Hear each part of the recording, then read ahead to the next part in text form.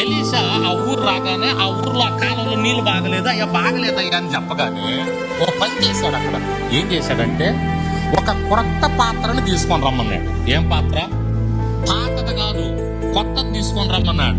అవును, పాత్రలన్నీ కొత్తవి ఉంటాయి, అక్కడ పాతవి ఉంటాయి కదా. కొత్తది తెమ్మన్నాడంటే వీళ్ళు ఎక్కడికో వెళ్ళి మొత్తానికి కొనుక్కొని రావాలి. దేవునికి స్తోత్రం. అంటే ఇక్కడ మనకి ఏం కనపడుతుందంటే దేవుడు క్రొత్తది చూస్తాడు, కొత్తదనం చూస్తాడు, క్రొత్త పాత్ర చూస్తాడు, క్రొత్త హృదయం చూస్తాడు. పాతది దేవునికి ఇష్టం ఉండదు. పాత హృదయంలో దేవునికి కోపం తెప్పించే ఎన్నుండయో మన పాత హృదయంలో.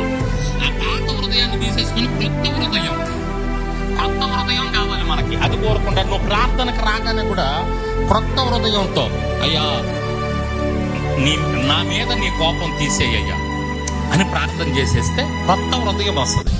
అప్పుడు ఉప్పు వేసాడంట దేవునికి